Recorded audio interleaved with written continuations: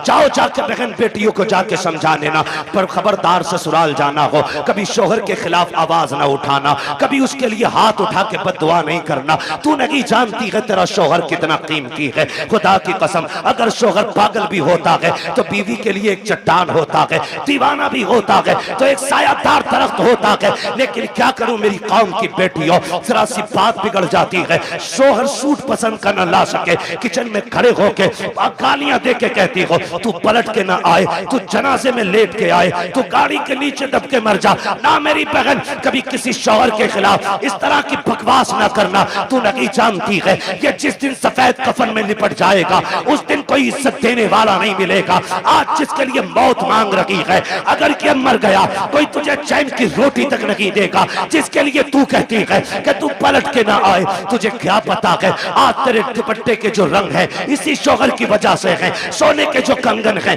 इसी शौहर की वजह से है, घर में जो तेरी हुकूमत चल रही है शौहर की वजह से चल रही है। अगर तुझे 10 बेटों पे गुमान है तो होश के नाखून ले। हमने उन माओं को देखा है जिनके घर में 12 बेटे हैं और जब तक बाप था माँ की मर्जी के बगैर एक पत्ता नहीं हिलता था, लेकिन जिस दिन से बाप गया है आज कोई माँ से रोटी को नहीं पूछता है तूने खाई के नहीं खाई है। अगर तुझसे शौहर की अनबन है तब भी इसके लिए मौत ना मांगना। अल्लाह तौफीक दे और ये परदेश जाने लगे तू मुसल्ला बिछा दे, सजदे में सर रख, दुपट्टे की झोली बना और कह मेरे परवरदिगार मेरा सरताज बाहर गया है, मैंने बेसहारा नहीं भेजा है, तेरी रहमत का सहारा दे दिया है। ए मेरे परवरदिगार मेरे शौहर को सलामत रखना। सुहागन छोड़ के गया है, सुहाग के जोड़े में मिलाना। रो के रब से कह खुदा की कसम तू रब को आवाज दे। मेरा दिल कहता है अगर रब ने सुन ली तो मौत भी उस वक्त तक जुदा नहीं करेगी जब तक परदेश से तेरे शौहर की तेरी मुलाकात नहीं हो जाए। सुभान अल्लाह सुभान अल्लाह सुभान। लेकिन सुनो जमींदारों, सुनो ठेकेदारों, सुनो अमीरों, सुनो बिगड़े हुए लोगों, उन लोगों से बात कर रहा हूं जो रुखसती के बाद बेटी की कान में कहते हैं डरिए मत, फोन कर दिए लल्ला फौरन आएगा। लिमिट में रहो, लिमिट में। किसी के बाप से बेटियां नहीं पली है, तू क्या पाल लेगा। औकात में रहा करो।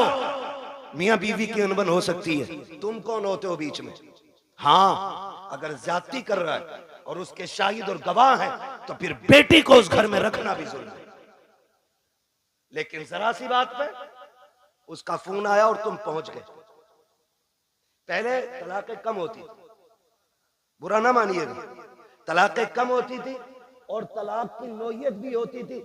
जिसकी बेटी को तलाक होती थी या तो वो बाप जहर खा के मर जाता था या 8-8 दिन घर से नहीं निकलता। इतने गैरत वाले लोग थे। आज गैरत मर गई मेरी कौम की। आज बेटी को बगल में खड़ा करके बाप चीख के कह रहा डिवोर्स दे, रखनी नहीं तेरे घर में। तू कैसे बोला। वो गैरत कर, शर्म कर। बड़े बड़े बादशाहों से बेटी नहीं रखी गई, तू कौन होता रखने वाला। आज बाप तलाक के लिए खड़ा है, शर्म नहीं आती है मियां बीवी के मसले में टांग अड़ाने में। बता तेरी बेटी ज्यादा अजमत वाली है या मेरे नबी की बेटी ज्यादा अजमत वाली है। कह रहा तुझे पता ना ये मेरी बेटी है, तू लपटंट है, मेरी बेटी है ये। और सुन होगी तेरी अभी उसकी बीवी है, इसलिए आप लिमिट में रहिए। तो कह रहा डरिए मत, फोन कर दिए, चाबी गाड़ी में लगी रहती है, लल्ला किक मारेगा फट से पहुंच जाएगा। क्या करेगा पहुंच के, ज्यादा जाके थप्पड़ मार देगा, गला तो काट नहीं देगा, थप्पड़ मार देगा। शोहर के पास इतनी पावर है, उसने जहां कहा ना 3 तलाक, बेड़ा ही गरक हो जाएगा तेरा। फिर कुछ भी कर लेना, ये लौट के आने वाले जुमले नहीं। इसलिए ये ना कह खड़े, वो कह जो मेरे नबी ने कहा। फरमाया फातिमा अब तक मेरी रजा की फिक्र थी, अब मेरे अली की रजा की फिक्र करनी है। ये मेरे नबी ने बेटी को कह के भेजा। कुछ भी हो जाए मेरा अली रूठना नहीं चाहिए। और तू कह रहा डरना मत, औकात कुछ भी नहीं, 2 मिनट में अंदर करा देंगे। क्या कर लेगा अंदर करा के, बेटी का सुहाग वापस नहीं दिला सकता। और फिर कुट पिटा के बेटी वापस आ भी गई ना तो फिर उसे इज्जत नहीं मिलेगी। इज्जतों के रखवाले बने, रिश्ते बड़े अहम हैं। बेटियों को समझाओ। मौलाना आए थे, तकरीर करके गए और अपनी बीवी को डांट रहा जाके, बीवी को सुधार रहा। हमारा मुआशरा बेहतर इसलिए नहीं हो रहा कि हम ये चाहते मेरी बीवी सुधर जाए। ये कोई नहीं चाहता बेटी सुधर जाए। यहां से जाके बीवी को मत बताना, यहां से जाके बेटी को बताना कि बेटी जब तक जिंदा रहना है कनीज़े फातिमा बन के रहना। सुभान अल्लाह। मेरा चैलेंज है, जब बेटियां सवर जाएंगी तो किसी घर की बहू खराब नहीं हो सकती है। बेटियों को बेहतर करो, बेटियों को। मेरी बहन मुश्किल है जिंदगी का गुजरना शोहर के बगैर। आज बात बात में तलाक चाहिए तुझसे, नहीं। फरमाया गया जो बिला उज़्र शरी के अपने शोहर से तलाक का मुतालबा करे अल्लाह उस पे जन्नत की खुशबू हराम फरमा देता है। क्यों मांग रही हो तलाक? कहा जी मुझे सुख नहीं मिला। किसे सुख कहती है तू? कहा मुझे 10,000 का जोड़ा नहीं मिला। जैसे कल्लन की बीवी के कंगन है वैसे मैंने नहीं पहने, जैसे अच्छन की बीवी का सूट है ऐसा आज तक मुझे नहीं मिला। और तू इसे कहती है सुख, कहती है इसे सुख ये नहीं है, सुख इसे कहते हैं चटनी से मिल जाए शुक्र अदा कर खा के सो जा। अगर तेरा शोहर तुझसे राजी है तो तू सबसे बड़े सुख में है। और तू सोने के लुक में खा, तेरा शोहर तुझसे नाराज है तो तू सबसे बड़े दुख में है, सुख में नहीं। सुख किसे कहते हैं? सुख किसे कहते हैं? सुख ये होता है तुझसे तेरा परिवार राजी रहे। मर जा। कहती नहीं मैं रहना ही नहीं है जी, मैंने इनसे जोड़ा मांगा, इन्होंने मुझसे कहा मेरे पास कुछ नहीं है। मेरी बहन कान खोल के सुन, देख तो सही, अगर दौलत सबसे बड़ी चीज होती तो मेरा नबी सबसे ज्यादा दौलत अपनी बेटी के जहेज में देता। तुम्हें हिसाब देना पड़ेगा। खातूने जन्नत ने इतना सुना, मुसल्ले का कोना छोड़ दिया। कहती है अब्बा मुझे दौलत नहीं, मुझे पैदा करने वाले रब की मोहब्बत की जरूरत है। क्या बात है भाई, जिंदाबाद। इसे सबसे बड़ी अमीरी कहते हैं, इसे सबसे बड़ा सुख कहते हैं। किसे कहते हैं? देवबंद मिल गया देख के दे दी, पैसे वाला था गाड़ी लाया था, यहाँ भी कुछ नहीं, आग लगे तेरे दामाद में। सीधी सी बात है। ओ भाई पैसे देख के दे दी। हुजूर ने जिसके हाथ में हाथ दिया था बेटी का, वो इतना गरीब मक्के का अली है कि जिसके पास मेहर देने का भी पैसा नहीं था, उसके हाथ में। और बेटी से क्या कहा था? फातिमा उस अली के साथ रिश्ता किया है जिस अली से बेहतर जमीन पे तेरे लिए कोई शोहर हो ही नहीं सकता। हो किधर, जा किधर? हजरत आमीना रोई, रोई सैयदा आमीना बेकरार हो गई। मालिक बच्चा आया है लेकिन बाप नहीं रहे। रोई, दुख होता है, दुख होता है। आज सच में अल्लाह भला करे हमारी कौम का। और एक हंगामा है मैशर हो तो भूलूं उसको, सैकड़ों बातों का रह रह के ख्याल आता है। हमसे कहा गया सारे मौजूआत पे थोड़ा थोड़ा बोल लेना। भाई चौधरी साहब अगर सारे मौजूआत पे बोलूं तो 3 घंटे चाहिए। एक बात कम से कम इतनी तो की जाए जो उसका समझ में आ जाए कि इसमें क्या नुकसान क्या नफा है। बस आखिरी बात मैं करने लगा हूं, अल्लाह आपको सलामत रखे। टाइम 1.25 घंटे से ऊपर हो गया। बहुत गौर से मेरी बात सुनिए। हुजूर माँ के शिकम में आए, मुश्किल जिंदगी होती है एक बेवा की, और वो जिंदगी तो बड़ी मुश्किल थी। इतनी मुश्किल जिंदगी थी कि उस दौर में बेवा को जीने का हक ही कोई नहीं था। लोग कहते हैं ना क्यों मिलाद मनाते हो? इसलिए ही तो मिलाद मनाते हैं। अगर किसी का शौहर इंतकाल कर जाता था ना, या तो उसे मनहूस समझा जाता था, या उसे शौहर की चिता पे जला दिया जाता था, या उसे 40 दिन एक कमरे में बंद कर दिया जाता था। फिर भी जिंदा निकल आती तो गधे पे बैठाया जाता, काला मुंह किया जाता और कहा जाता ये वो मनहूस है जो शौहर को खा गई, और फिर उससे कोई निकाह नहीं करता था। इतनी नफरत बेवा से थी। अगर कोई काम पे निकल रहा और सामने बेवा आ गई तो पीछे लौट जाता था कि इस मनहूस का चेहरा देख लिए। ये दौर और इतना मुश्किल जमाना, उस दौर में भी मक्के के अंदर सैयदा आमीना फरमाती बेवा होना बहुत मुश्किल काम था। और ऊपर से हमारे कबीले का दस्तूर ये था कि जब किसी का शौहर इंतकाल कर जाए तो खुशबू नहीं लगानी, इत्र नहीं लगानी, 1 साल तक सोग मनाना होता था। कहती मेरी जिंदगी बड़ी मुश्किल हो गई। कहती मेरा दिन को भी रोना रात को भी। एक दिन मैं सोई ना, रात को आंख रोते रोते लग गई। ख्वाब में एक बुजुर्ग तशरीफ लाई और उन्होंने कहा आमीना मुबारक हो तुझे। मैंने कहा आने वाली ये बता, मेरी तो रातें रो के गुजरती हैं, दिन रो के गुजरते हैं, मुबारक किस बात की देने आए हो?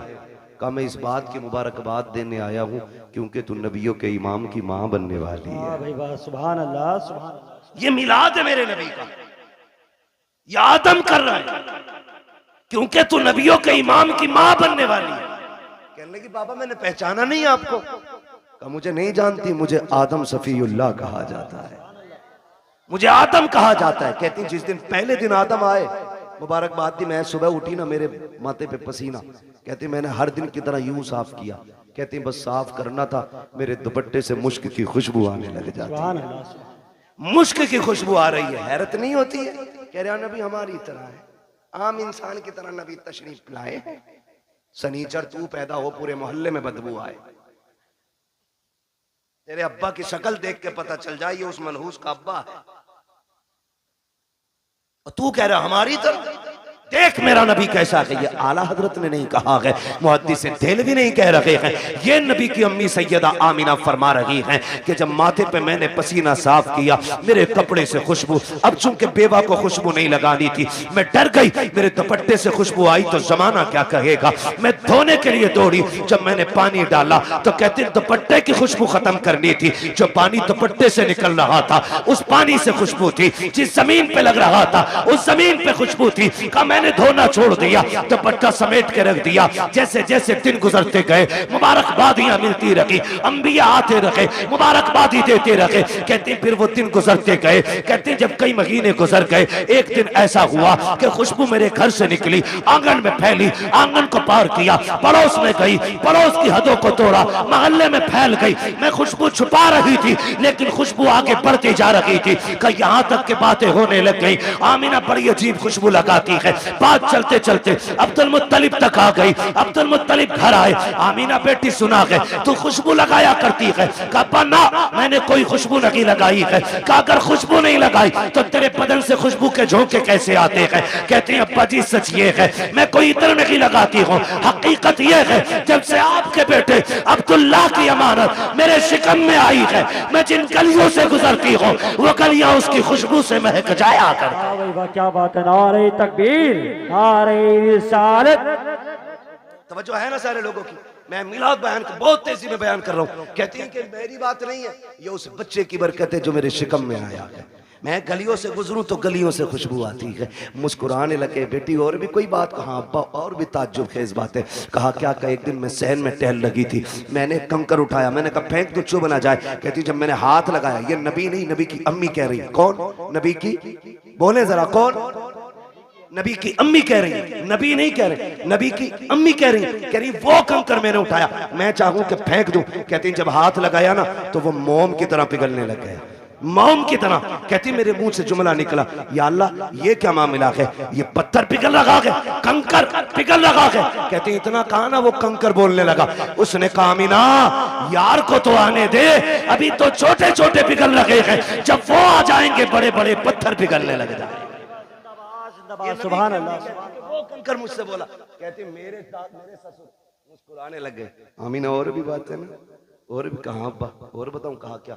एक दिन मैं सो रही थी, मुझे पसीना आया ना, अचानक मेरी कमर के पीछे से ठंडी हवा के झोंके आए। जब झोंके आए मैंने मुड़ के देखा, ये हवा किधर से आ रही? मौसम में तो हवा नहीं है। कहती जब मुड़ के देखा ना तो दो खूबसूरत परियां, दो खूबसूरत चांद जैसी चेहरे वाली शहजादियां मेरी कमर के पीछे पंखे से हवा कर रही। मैंने कहा कौन हो जी, इधर किधर से? उन्होंने कहा कि हम आपकी खिदमत के लिए आए। कहा तुम्हें मक्के में तो नहीं देखा? कहा देख भी नहीं सकती। कहा क्यों? कहा हम मक्के से नहीं, हम तो रब की जन्नत से आए हुए हैं। से कहा क्यों? का तेरे माथे पे पसीना आया, रब ने हुक्म दे दिया मेरे महबूब की माँ की जाके ठंडी हवाओं के झोंके पेश किए जाए। अल्लाह अकबर। नबी की अम्मी कहती है भाई ये भी हुआ? कहा और कुछ? कहा और भी है। कहा क्या? तवज्जो है, सुन लेंगे जरा 5 मिनट, जितने सुनना चाहते हैं जरा कहते हैं या रसूल अल्लाह। माशाअल्लाह, अब तो सबके हाथ उठ गए या रसूल अल्लाह। जिन्होंने हाथ उठाए आपको आपकी शहजादी का वास्ता उस वक्त तक मौत ना आए जब तक हुजूर के शहर की हाजिरी नसीब ना हो जाए। अल्लाह सबको सलामत रखे। कहती बेटी और भी कुछ? हाँ अब्बा और भी कुछ। सुने देखो वो फजीता खोर भी याद रखना, नबी हमारी तरह, और मेरे नबी की शान भी सुनना। मिलाद वालों मुबारकबाद के लायक हुजूर की मिलाद कर रहे, मुबारकबाद के लायक। कहती है अब्बा जी रात को ना होता यह है कि कभी कभी आप चले जाते हैं ना, पानी खत्म हो जाता है घर में। क्या हो जाता है? पानी खत्म हो जाता है। सुन रहे हैं ना मेरे भाई? वक्त ज्यादा तो नहीं हुआ मेरा, अभी है मेरे पास वक्त, अभी टाइम है। अल्लाह सबका टाइम बढ़ा दे। बड़े हल्के से आमीन आमीन कह रहे हो, दिल भरा रखा है ना बढ़ा रहे तो जो है ना सारे लोगों को। बेटी और कुछ? हाँ, कभी कभी आप चले जाते हो ना हरम शरीफ पानी पिलाने के लिए, वो घर में कभी कभी ऐसा होता है आप पानी घर का भी ले जाते हो। अम्मी मुझसे कहती है आमीना पानी भर ला, ये नबी की अम्मी कहती मैं बर्तन लेती हूँ और कुएं पे जाती हूँ। लड़कियां मुझे देखती हैं खड़ी रहती हैं, बेटी क्यों? तो जब मैं चली जाती हूँ ना तो उन्हें डोल रस्सी डालनी नहीं पड़ती। क्या मतलब? अब्बा मैं जाती हूँ और मैं कुएं के किनारे खड़े होती हूँ और झांकती हूँ ना तो पानी छलांगे मार के किनारे पे आके खड़ा हो जाता है, किनारे पे आके खड़ा हो जाता है। अब्बा जी सब यूं बर्तन भर लेती हैं, किसी को रस्सी डोल की जरूरत नहीं पड़ती। बेटी फिर तुम? अब्बा सबसे बाद में मेरी बारी आती, फिर मैं पानी भरती हूँ और जब मुड़ के चलती हूँ फिर पानी नीचे जाता है। अब्बा बोलता है पानी जब नीचे जाता है तो पानी बोलता है। हाँ अब्बा पानी नहीं। जब मैं वापस आती हूँ सारी बच्चियां लड़कियां आती हैं, मैं पीछे रह जाती हूँ, तो जब मैं चलती हूँ ना तो जो बड़े दरख्त हैं वो भी सजदे में गिर जाते हैं, जो छोटे पौधे हैं वो भी गिर जाते हैं। अब्बा पत्थर भी बोलते, कंकर भी बोलते। बेटी क्या बोलते? कि अब्बा जी वो बोलते मैं सुनती हूँ। तो अब्दुल मुत्तलिब कहते हैं बेटी तुम उनकी आवाज सुनती हो? कहा हाँ। उनकी बोली समझ लेती हो? कहा जी अब्बा समझ भी लेती हो। अब जब इतनी बात कही कहते हैं बेटी बताओ ना क्या कहते हैं वो? कहती है अब्बा जी जब मैं चलती हूँ तो कुएं का पानी, दरख्त, रास्ते के पत्थर, कंकर, छोटे बड़े सभी आवाज देते हैं अस्सलातु वस्सलामु अलैका या उम्म रसूलिल्लाह। ए नबी की माँ तुझ पर भी सलाम हो, तेरे आने वाले बेटे मोहम्मद पर भी सलाम। अल्लाह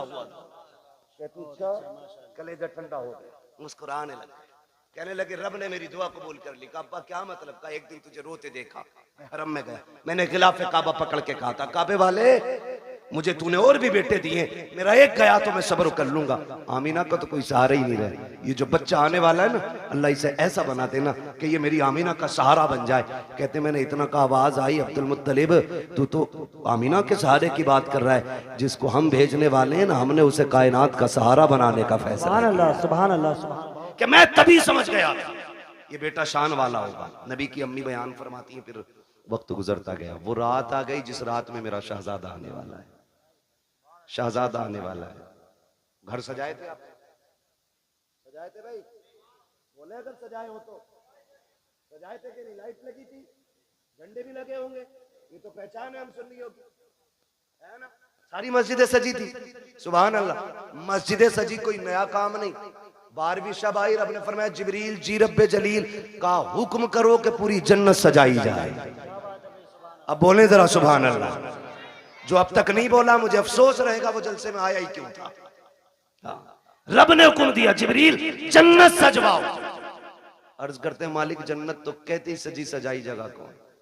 फरमाया नहीं और ज्यादा सजाओ ताकि जन्नत को भी पता लगे आज वो आ गया कि जिसके सदके में जन्नत बनाई गई है। जन्नत सजाई गई, फिर हुक्म हुआ एक मिंबर लगाया जाए। कहां? बैतुल मामूर के पास। बैतुल मामूर के पास मिंबर लगा। फिर रब ने फरमाया मीकाईल से कहो कि वो हमारी शान में खुतबा पढ़े। हजरत मीकाईल ने रब की शान में खुतबा पढ़ा, यानी कि तकरीर की, और ऐसी तकरीर के पूरी जन्नत झूमने लगी। जब तकरीर मुकम्मल हो गई रब हुक्म क्या है? रब ने फरमाया जिब्रील जी रब्बे जलील कि जिब्राइल, मीकाईल, इसराफील, इजराइल चारों आ जाओ। चारों आगे। मालिक अब का अपने ताबे फरिश्ते 1-1 लाख फरिश्ता लेके आमीना की चौखट पे चले जाओ। अभी नहीं बोलोगे तो कब बोलोगे यार? आमीना की चौखट पे। मालिक करना क्या है? पता नहीं, महबूब आने वाला है, मुबारकबाद ही पेश करनी है। अब बहुत गौर से सुनना। इधर सैयदा आमीना कहती है मैं घर में लेटी थी, आज मुझे अब्दुल्ला के ना होने का बड़ा गम था। मैं सोच रही थी काश अब्दुल्ला होते ना तो आज मेरे घर में अंधेरा नहीं होता। बच्चे की विलादत का वक्त है, 4 औरतें मक्के की भी मेरे पास होती, आज मैं तन्हा ना होती। कहती शोहर की जुदाई का गम, ये रुलाने लगा। कहते भी आंसू आंख से निकल के रुखसार तक आया था कि अचानक मेरे घर की दीवारें फटने लग गई। फदखला सलासुन निस्वा, 3 औरतें घर के अंदर दाखिल हुई। उनके कद खजूरों के बराबर थे, चेहरे चांद से ज्यादा रोशन थे। कहती मेरी चारों तरफ आके बैठ गई। 4 थी, एक रिवायत में 3 भी गए 4 भी गए। कहती 4 औरतों को मैंने देखा, आके बैठी। मैंने कहा कौन हो? कहा एक कहती हमें नहीं पहचाना। कहा बताओ तो सही कौन हो? एक ने कहा मुझे हव्वा कहा जाता है, दूसरी ने कहा कि मुझे मरियम कहा जाता है, तीसरी ने कहा मुझे इस्माइल की अम्मी हाजरा कहा जाता है, चौथी ने यह कहा मुझे नहीं जानती हो, मुझे फिरौन की बीवी आसिया कहा जाता है। कहा आई किस लिए हो? कहा मुबारकबाद देने आए हैं। कहा किस बात की? कहा तू नसीबों वाली है, तेरी गोद में नबियों का ईमान आने वाला। क्या बात है भाई, क्या बात है। नारे तकबीर, नारे रिसालत, नारे गौसियत। बस का तेरी गोद में नबियों का इमाम आने वाला। फरमाती वो मुबारकबाद दे के चली गई। कहती फिर ख्याल हुआ काश कोई तो औरत होती जो मेरा मन बहलाती, जो हिम्मत बढ़ाती। कहती अचानक मेरे घर में रोशनी फैली, वो रोशनी सर की तरफ से आ रही थी। मैंने मुड़ के देखा ना, एक चांद से चेहरे वाली खातून खड़ी है। मैंने कहा कौन हो जी, इधर कैसे आई हो? कहने लगी आमीना हम जमीन से नहीं, हम तो जन्नत से आए हुए हैं। कहा कौन हो? कहा जन्नत की हूरों की मलका हूं। आई क्यों हो? कहा रब ने तेरी दाया बना के भेज दिया है। तू जो रोई थी तन्हा है, अकेली है, कोई नहीं है। कहा तेरी खिदमत के लिए मैं हूं आमीना, बता खिदमत क्या करनी है? सैयदा कहती है मुझे दूध का प्याला पेश किया गया, आसमान के सितारे इतने करीब मेरे आंगन में आ गए, मुझे डर लगने लगा कहीं ये टूट के न गिर जाए। और वहाबी जी, और देवबंदी जी, और सहारनपुर वालों, और थाना भवन वालों, लगाओ फतवा खुदा पे। ये तो आसमान पे चमकते थे, आज नीचे क्यों आ गए? मशीयत का नकीब कहता है लगाए आसमान पे थे, लेकिन आज महबूब आ रहा है, नीचे उतार के बता दिया आज की रात की जैसी कोई रात नहीं बनाई गई। अल्लाह 12वीं शब में तारे नीचे उतार दे, पेट में दर्द नहीं होता, सुन्नी 2 चिराग जला ले, आग लग जाती है। हाँ तवज्जो है ना सारे लोगों? कहती सितारे नीचे आगे मैं डर गई। कहती फिर मेरे घर में परिंदे आए, इतने खूबसूरत। कहती कुछ परिंदे हरे रंग के थे, सुर्ख चोंचे थी, कुछ ऐसे थे रंग फरिश्तों के, उनके परिंदों के सुर्ख थे, चोंचे हरी थी, उनकी चोंचों में मोती थे, मोती थे मोती। कहते मेरे बिस्तर पे डाले, मेरे आंगन में डाले, मेरा घर नूरून अला नूर हो गया। इधर इधर की तैयारी, उधर देखो जिब्रील को हुक्म दिया लेके चले जाओ 1-1 लाख फरिश्ता आ रहे हैं। कह रहे मालिक इजाजत मिली, आने लगे तो सुनो जिब्राइल, मीकाईल, इसराफील, ये आगे इजराइल रुक गए। तुम नहीं गए? मालिक थोड़ी सी क्लियर करनी है एक बात। कहो क्या बात है? कहा मालिक ड्यूटी बड़ी सख्त है, मुझे तूने मलकुल मौत बनाया, और ड्यूटी इतनी है कि मेरी ड्यूटी इतनी सख्त है कि मौत ना 1 मिनट पहले आ सकती ना बाद में आ सकती। मैं चला गया, मेरी ड्यूटी का क्या बनेगा? आज भी मुझे कितने बच्चों को माओ की गोद से लेना, कितनी औरतों को बेवा बनाना, कितने बच्चों को यतीम करना, कितने घरों का सहारा मुझे उजाड़ना। मालिक बताना मैं गया ड्यूटी का क्या बनेगा? रब ने फरमाया मलकुल मौत जानते हो कि नहीं? कहा क्या रब जलील बताना। रब ने फरमाया सुनो, जब तुम किसी माँ का लाल लाते हो तो माँ तड़पा करती है, किसी बच्चे से बाप लेके आते हो तो बच्चे दीवारों से लग के रोते हैं, किसी घर का सहारा लेते हो तो बेटियां तड़पती हैं, किसी औरत का सुहाग लेके आते हो औरतें रोया करती हैं। जानते हो मलकुल मौत आज हमारा महबूब आने वाला है, और हम नहीं चाहते हैं किसी के घर से रोने की आवाज आ जाए, इसलिए जाओ आज हमने मरने वालों को जिंदगी बख्श दी है, और हमने तुमने महबूब की खुशी में तुम्हारी भी छुट्टी कर डाली। आज मरने वालों को भी जिंदगी की खैरात मिली। और मुहद्दिसीन फरमाते जिस दिन हुजूर आए उस साल में जितने भी बच्चे पैदा हुए रब ने सारी माओं को बेटे ही अता किए थे। महबूब की खुशी ने रब ने पूरी कायनात में बेटे बांट दिए। मौलवी बिरयानी बांट दे तो कहता है शेरा, अल्लाह ने तो बेटे ही बांट दिए। पूरी कायनात को बेटों का तोहफा दिया रब ने। कितने दिन तक? 1 साल तक बेटे ही मिलते रहे सब। तवज्जो है सारे लोगों की? बात खत्म करने लगा हूं बस। कहती है ना फिर सारे फरिश्ते आ गए, और फरिश्ते कह रहे मालिक अकेले अकेले जाना? कहा नहीं आज जुलूस लेके जाना है। और एक दूसरे को मुबारकबाद देते हुए जाना, फरिश्ते एक दूसरे को मुबारकबाद देते हुए आ रहे। इधर कहती हैं, फरमाती हैं ना, फिर मेरी बारगाह में दूध का प्याला पेश किया गया। एक प्याला पेश किया गया, था कैसा? कहती हैं शहद से ज्यादा मीठा, मुश्क से ज्यादा खुशबूदार, दूध से ज्यादा सफेद और बर्फ से ज्यादा ठंडा। कहती मैंने घूट पिया। कहती हैं जब घूट पिया मेरे दुख तकलीफें सारी खत्म हो गई। फरमाती हैं फखरजा मिन्नी नूर, फिर मेरे बदन से नूर निकला। हैरत की बात है ना, नबी की अम्मी तो कहती है मेरे बदन से नूर आया गए, वहां भी कहता नबी हमारी तरह गए। आला हजरत ने क्या गलत कहा? तेरी नस्ल पाक में गए, बच्चा बच्चा नूर का, तू है ऐने नूर, तेरा सब कराना नूर का। कहती फिर नूर निकला। वो कहती जब नूर आया ना, मैंने देखा मेरा शहजादा कैसा है, देखूं तो सही, हर माँ चाहती है मेरा बेटा कैसा है, आंख कैसी है, नाक कैसी है, कान कैसे। कहती मैंने भी देखना चाहा। कहती जब लम्मा नजर तू, जब मैंने अपने बेटे को देखा, कहती मकहूलन, पहली नजर मेरी उसकी आंखों पे पड़ी तो मेरे लाल की आंखों में सुरमा लगा हुआ था, मदहूनन, बालों में तेल लगाए हुए हैं, मगसूलन, गुस्ल करके आ रहे हैं, मुअत्तरन, मुअत्तरन, खुशबूदार पैदा हो रहे हैं। फरमाती है ताहिरन, साफ आ रहे हैं। कहती मकसूरन, नाफ कटा हुआ है, मखतूनन, खतना शुदा पैदा हो रहे हैं। अगली बात कहती है आते ही मेरे लाल ने काना साजिदा, सजदे में सर रखा, मैंने कान लगा के सुना, मेरा बेटा कह रहा था रब्बे क़ब्ली उम्मती, रब्बे क़ब्ली उम्मती। जमीले कादरी कहते हैं रब्बे क़ब्ली उम्मती कहते हुए पैदा हुए। रब ने फरमाया कि बख्शा अस्सलातो है जी। रुक के आखिरी बात कह के बात खत्म कर लूं, इंशाल्लाह कभी जिंदगी रहेगी यहाँ से आगे की बात तो फिर बयान कर लेंगे। लेकिन शर्त ये भाई, नीचे करो थोड़ा सा, टाइम से नंबर दे, 11 बजे माइक दे देना और 12 बजे अपना ले लेना, ठीक है? इंशाल्लाह कभी टाइम से गुफ्तगू होगी। हुजूर तशरीफ लाए, कायनात मुस्कुराने लगी, बातें बहुत सी हैं। हुजूर आ गए, हुजूर आए, इधर मेरे हुजूर ने सजदे में सर, उधर काबा झुक गया। आला हज़रत फरमाते हैं जिनके सजदे को महराब काबा झुकी, उन भवों की लताफत पे, जोर से, उन भवों की लताफत पे लाखों सलाम। और फरमाते हैं पतली पतली गुले कुद्स की पत्तियां, उन लबों की लताफत पे लाखों सलाम। ये क्यों झुक गया काबा, ये क्यों आ गया रुकू में, क्यों सजदे की तरफ दौड़ा? आवाज आती बरेली से हाजियो आओ, शहंशाह का रोजा देखो, काबा तो देख चुके, काबे का, काबे का काबा देखो। हुजूर आए, कायनात मुस्कुराने लगी। हुजूर मुहद्दिस देलवी फरमाते हैं जिस जमीन पर हुजूर की विलादत का तज़किरा होता है, अल्लाह 1 साल तक उस जमीन पे अपने करम की बारिशें फरमाता है। जिस मोहल्ले, जिस बस्ती में हुजूर की विलाद होती है ना, अल्लाह 1 साल तक उस बस्ती से मुसीबतों को दूर फरमा दिया करता है। इतनी बड़ी बरकतें हुजूर की विलादत के तज़किरे की हैं। आला हज़रत फरमाते हैं हश्र तक डालेंगे हम पैदाइश मौला की धूम,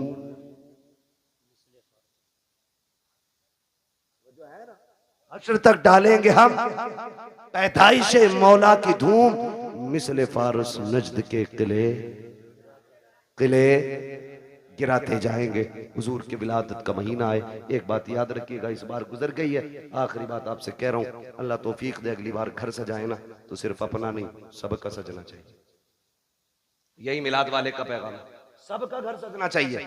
तूने 5000 की लाइटिंग की है ना, तो 2000 की उतार के गरीब भाई की चौखट पे डाल दे।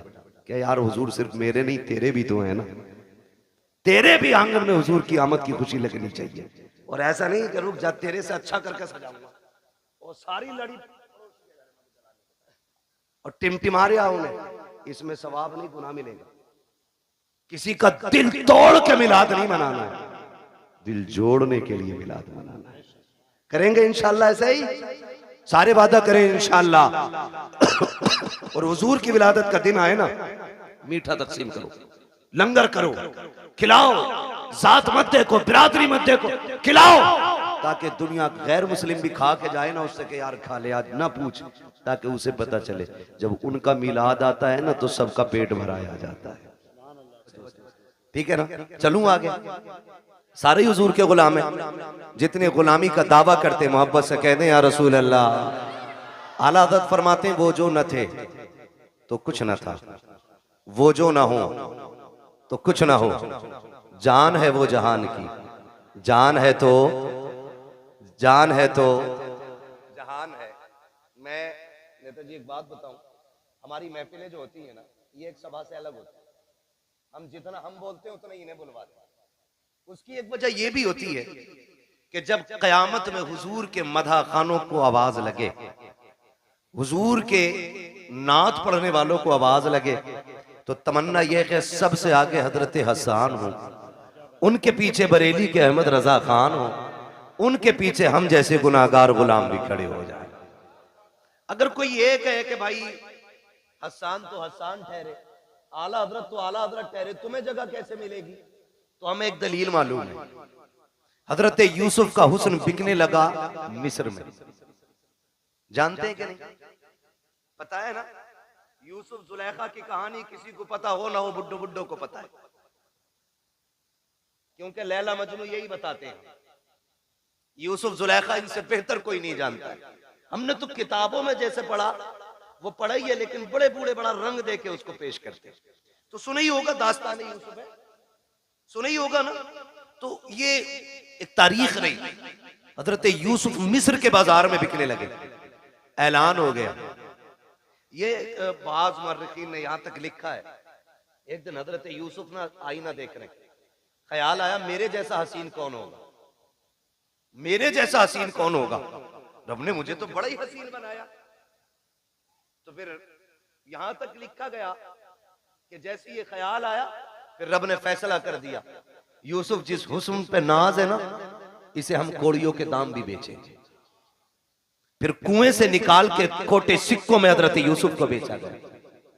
फिर खातिर दिल पे ये ख्याल आया, मालिक मेरी इतनी सी कीमत थी, कोटे सिक्कों में बेच दिया गया। कहा यूसुफ दिल थोड़ा न कर, अब तेरी बोली मिस्र के बाजार में लगवा के दिखाए। फिर रब ने मिस्र के बाजार में यूसुफ की बोली लगवाई। फिर कीमत कितनी थी, कभी खोटे सिक्कों में बेचा और कभी मिस्र के बाजार में खड़ा हुआ यूसुफ। ऐलान हुआ कीमत क्या है, कहा जिसके पास जो हो सारी दौलत लेके आ जाए, जो सबसे ज्यादा दौलत लेके आएगा वही यूसुफ को लेके जाएगा। सारे अमीर अपनी सारी दौलत लेके आ गए। मिस्र के बाजार में यूसुफ का हुस्न तोला जा रहा है, भीड़ लगी है देखने वालों की, खरीदार कम तमाशाई ज्यादा। जो भीड़ लगी थी वो चारों तरफ थी। अचानक पीछे से शोर हुआ, हटो बचो हटो बचो। लोगों ने मुड़ के देखा क्या हो रहा है, देखा एक बूढ़ी औरत आ रही, और बूढ़ी औरत ने ना, वो देखे होंगे चरखे ना, चरखे देखे नहीं, ये बड़े बूढ़ों के तो दौर में रहे हैं, मैं बच्चों से जवानों से पूछूं, देखे ना चरखे, रुई काटने वाले। तो उस औरत ने ना वो रुई काटा हुआ धागा बगल में रखा था। वो करी हटो बचो, का किधर, का सुना के आज यूसुफ की बोली लग रही, मैं भी खरीदने आई। किसी ने देखा क्या लेके आई, ये है ना मेरे पास धागा, कितना है, का 5 सेर रुई पूरी तोल के उसको धागा बना के लेके आई। 5 सेर रुई का धागा है। किसी ने कहा फिर, कहा मैं लेके आई हूं, यूसुफ खरीदूंगी। हंस के कहने लगा तू खरीदेगी? वो देख अजीज़े मिस्र की सारी दौलत पल्ले में चढ़ गई है, हीरे जवाहिरात से यूसुफ को तोला जा रहा है, फिर भी दौलत पूरी नहीं डाल रही है, तू धागे से तोलेगी? उसने कहा हटकर पगले, जाने तो दे। कहा करेगी क्या? कहा उस लाइन में तो जाके खड़ी हो जाओ जिसमें यूसुफ के खरीदार खड़े हैं। कहा किस लिए? कहा जब यूसुफ के खरीदारों का कयामत में तस्करा होगा और नाम लिया जाएगा, तो जहां अज़ीज़े मिस्र की गिनती लगेगी वहां उस धागे वाली का भी नाम आ जाएगा। जहां उनके खरीदारों में दौलत वाले आएंगे वहीं धागे वाले भी खड़ी हो जाएगी, ताकि ये तो पता चले जहां दौलत वाले यूसुफ से प्यार करते थे वहां ये गरीब बूढ़ी भी मेरे यूसुफ से प्यार करती है। भाई क्या बात है, नारे तकबीर, नारे रिसालत, नारे गौसियत, मसलके आला हजरत, नारे तकबीर, नारे रिसालत। तवज्जो है सारे लोगों की। तो इसलिए आपसे भी कहा जाता, आप भी पढ़ लिया करें, और शुक्र है रब का हमारे सुनने वाले भी हुजूर की नात पढ़ते हैं। वो जो न थे तो, वो जो ना हो तो, वो जो ना हो तो, आप किस मिट्टी के बने हैं? मैं कुर्सी इधर कर लूं? अगर आप बोल सकते हैं तो बोलें, वो जो न थे तो, वो जो ना हो तो, जान है वो जहान की, जान है तो जहान है। मैं एक बात कहूंगा, मेरा नबी पूरी कायनात के लिए रहमत बन के आया, पूरी कायनात, सिर्फ मुसलमानों के लिए नहीं, पूरी कायनात के लिए। चरिंद परिंद दरिंदे सारे लोगों के लिए मेरा नबी पूरी कायनात के जर्रे जर्रे के लिए रहमत बन के आया। होना तो ये चाहिए था कि हर कौम हर बिरादरी की छत पे मेरे नबी की आमद पे झंडा लगना चाहिए था। आप कहें कैसे? हुजूर तो हमारे। सुने, आप दुनिया देख लें और उसूल देखें। मैं पूरे चैलेंज के साथ कहता हूं, आज किसी घर में अगर बेटी मुस्कुराती है ना तो वो एहसान मेरे नबी का है। आज अगर किसी घर के अंदर माँ बेटे को थप्पड़ मार के खड़ी हो जाए और बेटा सर झुका के खड़ा रहे, माँ से कुछ नहीं कह रहा है ना, तो ये कमाल माँ का नहीं, कमाल मेरे नबी का है। अगर आज बाप बेटे को बीच चौराहे पे जूते से मारे और बेटा गर्दन झुका के मुस्कुराता रहे ना, तो इसमें कमाल बाप का नहीं है, इसमें कमाल रसूल पाक का है। इसलिए कि मेरे नबी ने ना माँ बाप का एहतराम सिखाया है। अगर आज हम माँ को उसकी जूतियों को सर पे रखने में जिंदगी की महराज समझते हैं ना, तो वो दिन दूर नहीं, भूले नहीं हमें जिस दिन मेरे नबी ने कहा था अल जन्नतु तहता क़दामी उम्महातिकुम, तुम्हारी जन्नत तुम्हारी माओं के कदमों के नीचे रखी गई है। तब से लोगों ने, कायनात ने माँ का एहतराम करना शुरू किया। और जब बाप का मामला था तो यही दुनिया, यही तारीख और यही समाज, यही लोग, यही हड्डियां, यही खून, कोई बदला नहीं ये दौर, यही सारी दुनिया थी। और बेटा बाप को बाजार में बेच देता था। मेरा नबी आया और आने के बाद का लोगों, रब की रजा बाप की रजा में है। अगर रब राजी, बाप राजी है तो तेरा रब राजी है, और तेरा बाप नाराज है तो तुझसे तेरा पैदा करने वाला खुदा भी नाराज है। तो तब से बाप का एहतराम हुआ। रह गई बेटी की बात, तो बेटी को तो लोग पैर की जूती समझते थे, जिंदा दफन करने पे फख्र करते थे। मैं इसलिए कहता हूं बेटियों, कभी सर से दुपट्टा उतरने लगे ना तो मगरिबी तहजीब पे मत जाना, फैशन के नाम पे बिगड़ने की कोशिश मत करना। जब सर का दुपट्टा सड़क के कंधे पे आए ना, तो आमीना के लाल का एहसान याद करना। आमीना के लाल का एहसान, खुदा की कसम आज दिल झुकता है। लोग तालीम के नाम पे कहते हैं कि हमारी आजादी हमारा हक है, हम अपनी आजादी के साथ जी सकते हैं, दुपट्टा किसी की जिम्मेदारी से हम नहीं ओढ़ेंगे। मैं कहता हूं खुदा की कसम, जो बेटियां ये समझती हैं ना कि दुपट्टा उतारने में इज्जत है, तारीख पढ़ के देख लो, औरत जितना छुप के रहती है उतनी इज्जतदार रहती है, जितना खुल के रहती है उतना ज्यादा जलील रहा करती है। चैलेंज है हमारा, जाओ दुनिया घूम के आ जाओ। और सच्ची बात बताऊं, ये जो खड़े रहते हैं ना, जो इस्लाम के खिलाफ बकवास करते हैं, इस्लाम ने, मुसलमानों ने औरतों को कैद में डाल दिया और पर्दा दे करके उन्हें फांसी दे दी, उनका ऐसा कर दिया। मेरा चैलेंज है, ये भी जब निकाह करने चलते हैं ना, शादी करने, इन्हें भी शरीफ बच्ची चाहिए होती है, इन्हें भी शरीफ बच्ची चाहिए होती है। और शराफत की सबसे बड़ी पहचान यह है कि बच्ची की नजरों में हया होना चाहिए। यह सबसे बड़ी पहचान शराफत की है कि उसकी नजरों में हया होनी चाहिए। कितना बड़ा दाग लगाने की कोशिश की जाती है कि इस्लाम ने औरत को पर्दे में डाल के ना उसकी जिंदगी को लिमिटेड कर दिया, उसके अधिकार, उसके हुकूक छीन लिए, और ये कहते हैं कि औरत का बराबर हक है मर्द के साथ। क्या बराबरी का हक है? तो लोगों का कहना यह है कि जैसे मर्द मजदूरी करता वैसे औरत भी मजदूरी करेगी। ये नजरिया कि अगर रोडवेज मर्द कंडक्टर है तो औरत भी होनी चाहिए, मर्द ड्राइवर है तो औरत भी होनी चाहिए, का ये बराबर का अधिकार है। मैं कहता हूं गैरत आनी चाहिए। कहा क्यों? कहा तुम हमारे इस्लाम के बारे में क्या जानो। इस्लाम वो खूबसूरत मजहब है जिसने पूरी इंसानियत के मुकम्मल हुकूक का ख्याल रखा है, एक एक हक का ख्याल रखा है। लोगों ने कहा कि इस्लाम ने औरत को पर्दे में रख के पाबंद कर दिया, वो घर के अंदर 4 लोगों का खाना बनाए। मैंने कहा तुम इसे गुलामी कहते हो, आओ तुम्हारी आजादी बताऊं। कहा आजादी किसे कहते हैं कि लड़की खुल के जिंदगी जिए, जो चाहे ड्यूटी करे, उसका भी सर्विस करने का हक है। मैंने कहा चल ठीक, हम लोग अक्सर फ्लाइट एयरवेज वगैरह जाना रहता है, आप जाकर के देखो वो तमाशा औरत का बनाया गया है। हर जगह पे आपको लड़की खड़ी मिलेगी, हर जगह पे। मुल्क के अंदर लाखों नौजवान बेरोजगार टहल रहे हैं, उन्हें एक वक्त की रोटी देने के लिए तैयार हम नहीं है। किसी को पढ़े लिखे IAS IPS पकौड़ियां तलने के लिए तैयार है, लेकिन नौकरी मिलने को तैयार नहीं है। बेटियों के हुकूक के लिए लड़ने वालों, कौन से हक की बात करते हो? आपने लेकर के एक छोटी सी दुकान से हवाई जहाज तक बच्चियों को ले जाके खड़ा कर दिया और बात करते हो हमने इज्जत दी है। मैं तारीख के हवाले में ये बात कहना चाहता हूँ, जिम्मेदारी के साथ कहता हूँ, जाओ जाकर के किसी भी फ्लाइट को देख लो, एक फ्लाइट के अंदर कम से कम 350 बंदे बैठा करते हैं और उसके अंदर उनकी देखभाल के लिए 3 से 4 बच्चियां होती हैं। 350 लोगों को सुबह से शाम तक पानी पिलाना और उनकी ड्यूटी में यह लाजिम होता है, तुमसे कोई किसी भी तरह बात करे तुमको उनसे मुस्कुरा के बात करनी है, किसी के लहजे का भी, गलत लहजे का भी जवाब तुम्हें सख्ती से नहीं देना है, वरना तनख्वाह काट ली जाएगी। साहिब किस आजादी की बात करते हो? जिसने बेटियों से कपड़ों का हक छीन लिया तुम उसे आजादी कहते हो, जिसने उसकी इज्जत का हक छीन लिया तुम उसे आजादी कहते हो। 4 बच्चियां 350 लोगों की नौकरी कर रही है, तुम उसे आजादी कहते हो। ये आजादी नहीं है, ये गुलामी है। आजादी ये है कि 4 भाइयों की एक बहन हो, अपने भाइयों को इज्जत से खाना खिलाए, लेकिन खुदा की कसम किसी की मां ने दूध नहीं पिलाया है कि उस बहन की तरफ कोई नजर बिगाड़ के देख भी सके, इसलिए कि इज्जत के रखवाले रब ने 4 भाई दिए हैं और तुम इज्जतें लूट के आजादी देते हो। इस्लाम इज्जतें दे के बेटियों को आजादी अता फरमाता है। नारे तकबीर, नारे रिसालत, नारे गौसियत, मसलके आला हजरत उलमाए अहले सुन्नत हजरत उल्लामा मुफ्ती हम्माद साहिब किबला मुरादाबादी। नारे तकबीर, ये आजादी हमारे इस्लाम ने दी है। वो 4 लोगों का बना रही, बताओ 4 लोगों का खाना मुश्किल है या 400 लोगों का?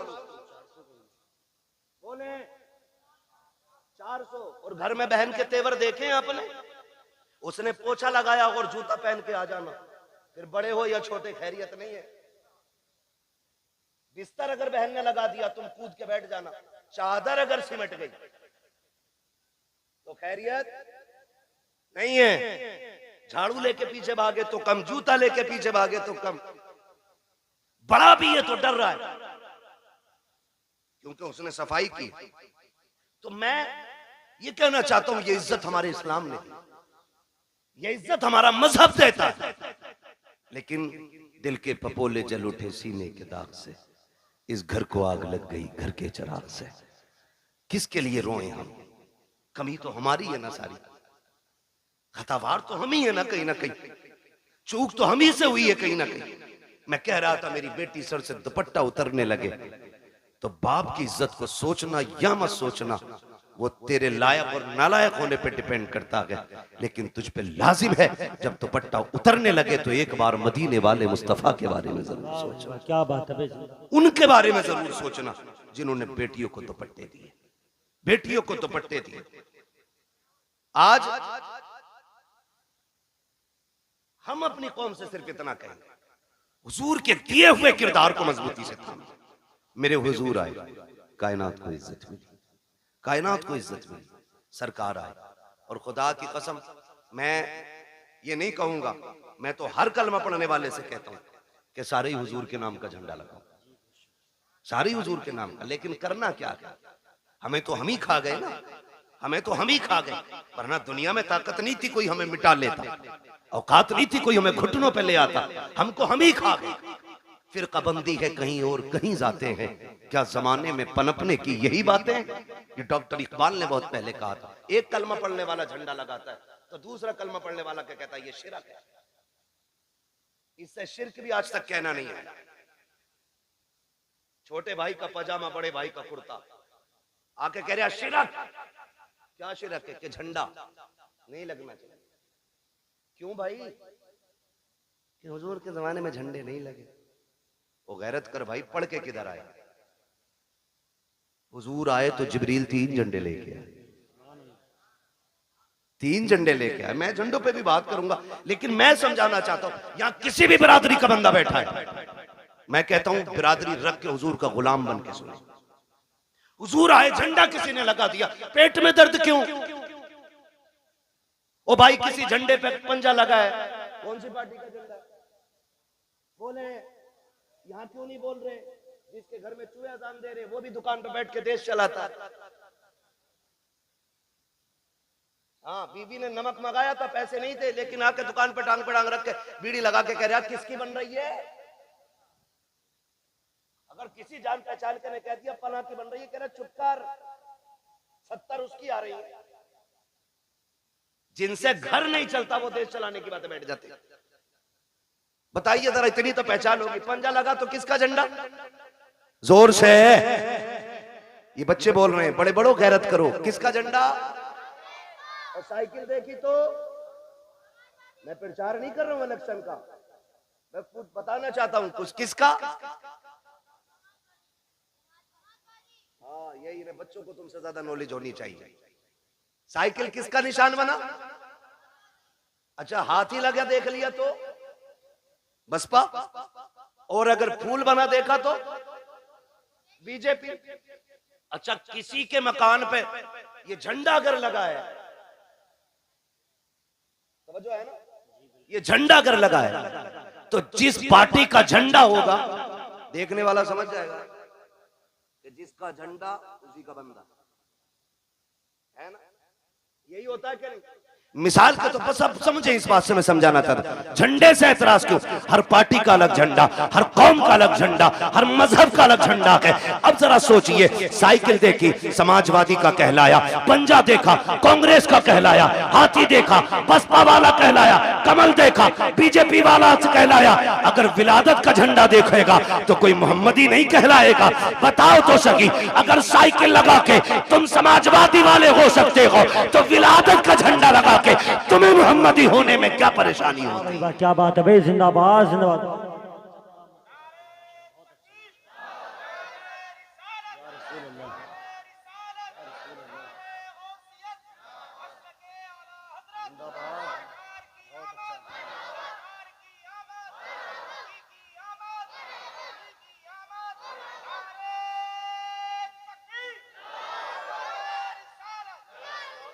ओ भाई तो हमारे झंडे लगे, टोपी ओढ़ के मस्जिद से निकल के कह रहे हाथ में तस्बीह है।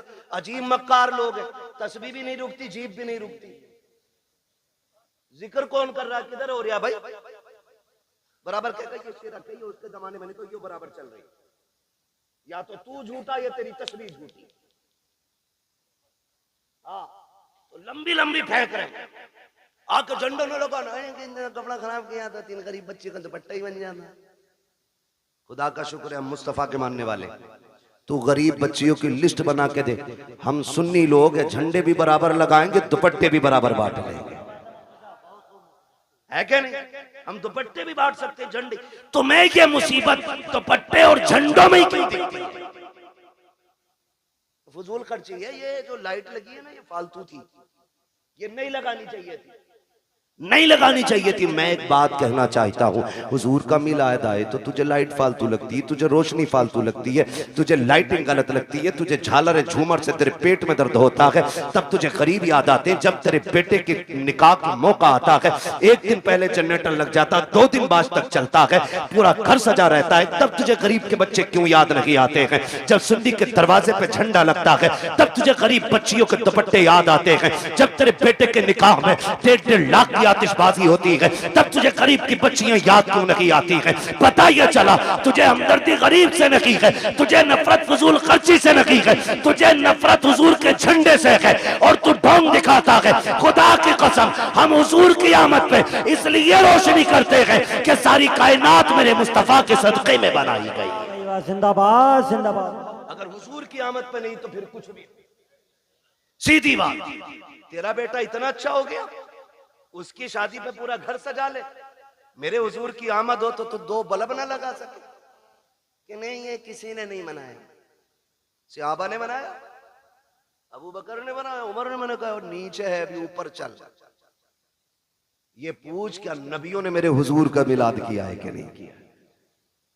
मैं कुरान सर पे रख के कसम खा के कह सकता हूं, हजरत आदम से लेके हजरत ईसा तक हर नबी ने मेरे नबी की पैदाइश के तज़किरे की है, सभी ने ये बात। मिलाद है क्या, समझने की कोशिश करें। हुजूर की आमद की बातों को मिलाद कहा जाता है, यही मिलाद है। कहते ये किसने किया? हजरत आदम से लेके हजरत ईसा तक। और मैं कहता हूं खुदा की कसम, जैसा मिलाद मेरे रब ने किया वैसा किसी ने किया ही नहीं। और ऊपर चल के देखो ना, और ऊपर चलो, नीचे बैठा बैठा लंबी लंबी हाँ करे नहीं, यहाँ तो एक जगह खड़ा होना था ना। ये जुलूस मोहम्मदी था, जितने हमारे नबी थे उतने तुम्हारे भी तो थे। तुमने ये हंगामे क्यों किए कि ये नहीं होना चाहिए, वो नहीं होना चाहिए? फिर क्या गलत कहा मेरे इमाम ने? यही तो कहा, और तुम पर मेरे आका की इनायत न सही। क्या बात है, अरे जिंदाबाद। नजदियों कलमा पढ़ाने का भी एहसान क्या गया, बात है, सुभान अल्लाह। कम से कम इसीलिए झंडा लगा ले कि ये कलमा मेरे नबी ने दिया है तुझे। बताओ तो सही हमें, 2 अक्टूबर को छुट्टी नहीं होती मुल्क में, क्यों होती है? बोले अल्लाह के बंदो, कभी गए हो नहीं स्कूल, पढ़े हो कभी? गांधी जयंती होती है नहीं, इसलिए गांधी जी की वजह से 2 दिन की छुट्टी रखते हो। 26 जनवरी, 15 अगस्त ये हमारे मुल्क के बड़े दिन है, इन दिनों में छुट्टी होती है। अगर मुल्क के बड़े दिनों में छुट्टी होती है तो फिर क्या कायनात के बड़े दिन की छुट्टी नहीं मनाई जा सकती? जिंदाबाद जिंदाबाद। बहुत और खुल के मैं अगली बात करूं, सारे मैं समझ सकता हूं अक्सर पढ़े लिखे लोग हैं, अब तो तालीम से सबका ताल्लुक है, और ना हो तो बच्चे पढ़ाओ जरूर। मारेरा शरीफ का एक नारा लगता है, आधी रोटी खाएंगे बच्चों को, ये हमारे मारेरा शरीफ का नारा है, ठीक है? वो ऐसी खानकाह है जिस घर का बच्चा बच्चा IAS IPS BUMS MBBS सब आला मयार के गद्दी नशीन लोग हैं, वो खाली तस्वीर लेके नहीं बैठे, काबिल लोग हैं वो कहते हैं आधी रोटी खाएंगे, ये कहो 3 रोटी खाएंगे, बच्चों की कमाई खाएंगे। ये हालात है। लल्ला जा, भूरा गया कमाने, तू भी लग जा। भूरा तो गया, पप्पू भी लगा दिया। हाँ, और फिर जब यही बड़े हो के जराइम की दुनिया में कदम रखते हैं ना, कहते हैं मौलवियों ने बेड़ा गर्क कर दिया, फिर जिम्मेदार मौलवी हो जाता है। इमाम साहब समझाया नहीं था जुम्मे में, तू 18 साल बिगाड़ने में लगा है, इमाम 18 मिनट में संभाल देगा। मेरी समझ में ये जादू नहीं आती। आप अपने बच्चों को बचपन से वक्त दे, उनके 1-1 मिनट का हिसाब लें। हम बड़ी आजादी से जी रहे हैं। मैं चैलेंज के साथ कहता हूं, सबसे ज्यादा रात को जागने वाली हमारी कौम है, और सुबह को सबसे देर तक सोने वाली हमारी कौम। पूरा हिंदुस्तान का सर्वे कर लो, जबकि सबसे पहले हमारी कौम को उठना था। हम लोग रातों रात के मुसाफिर हैं। जब हम रात में जाते हैं ना, अगर 11 बजे भी चौक में लोग बैठे, हम समझ जाते हैं मुसलमानों का गांव है। हाँ, और अगर 4 बजे अगर लोग ना रोड पे निकल मिल जाएं दौड़ते हुए, हम समझ जाते हैं ये गैर मुस्लिमों का गांव है। क्योंकि हमारी कौम तो 11 बजे उठेगी नहीं, क्योंकि 2 बजे तक तो पबजी खेला होगा मेहनत से, उसमें अब्बा का नाम रोशन करना है। 11 बजे उठेगा, 11 बजे आंखें मसल के जाके दुकान का शटर खोले, एक गिराहक नहीं आता शाम को, कह रहा डोरी दे दो, गिराहक नहीं आया। बरकत तो मनहूस तू खा गया। मेरे नबी ने कहा था, या अल्लाह मेरी उम्मत के सुबह के वक्त में बरकत अता फरमा। मैं चैलेंज के साथ कहता हूं, सुबह ईशा पढ़ के, रात को ईशा पढ़ के सो जाओ, फजर उठ के पढ़ लो, और उठने के बाद थोड़ा कुरान पढ़ो, थोड़ी सी आप वजीफा पढ़ लो, और उसके बाद उठ के सीधे दुकान पे चले जाओ। तुम 10 बजे का इंतजार मत करो, तुम 10 से पहले पहले दुकान खोलो। जब तक लोग दुकान पे पहुंचेंगे, अल्लाह तेरी झोली में तेरी रोजी डाल चुका होगा। तरीके ही हमारे गलत है, तरीके ही हमारे गलत है। शिकारी भी शिकार करने जाते, रात भर आके पड़ते, तब जाके शिकार मिलता है। दुकान पे 12 बजे जा रहे हैं, तो बदले अपने रवैये। तो ये हमारी कौम की कंडीशन है, सबसे बाद में सोना और सबसे बाद में उठना। बुरा ना मानिएगा, एक से कहने लगे साहब बच्चे को नहीं डांटते आप, उसने पता क्या कहा, क्या वो सुनता ही नहीं। तुम बात करियो, हमने कहा अल्लाह क्यों 2 बजे तक पबजी खेल रहा, कहीं पागल हो गए, तो कह रहा 1 बजे तक तो मेरे अब्बा भी चलाते मोबाइल। अब बताओ सुधरेगी ऐसे कौन? एक कहावत है बड़े बूढ़ों की, खरबूजे को देख के खरबूजा रंग बदलता है। तो ऐसे हालात बनाओ आप कि आपके बच्चे एक दूसरे को देख के पढ़ें, आगे बढ़े। एक कह रहा पबजी में तू कहां पहुंच गया, तो बता रहा मैं वहां पहुंच गया, तो अपना आप और उससे आगे जा रहे। गलत नहीं कह रहा हूं। 9-9 साल के इतना बड़ा मोबाइल लिए नाली पे मिलेंगे बैठे हुए, नाली पे। भाई इसको उधर घुमा दो थोड़ा सा, इसकी हवा नुकसान दे रही। नाली पे बैठे मिलेंगे मेरी कौम के नौजवान, नालियों पे बैठने की उम्र है।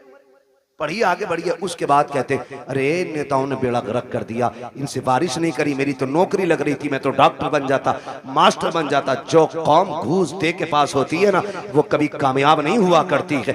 मेहनत करो, खुद एड़ियां रगड़ो, और जो एड़ियां तुम्हारी रगड़ी जाएंगी, जो उससे पानी निकलेगा, खुदा की कसम वो चश्मा तुम्हारी आखिरी सांस तक चलता रहेगा। गलती तुमने ये की है, दूसरे के कंधों पे चले हो। काश अपनी जिम्मेदारी लेके आगे बढ़ते, खुद मेहनत करते।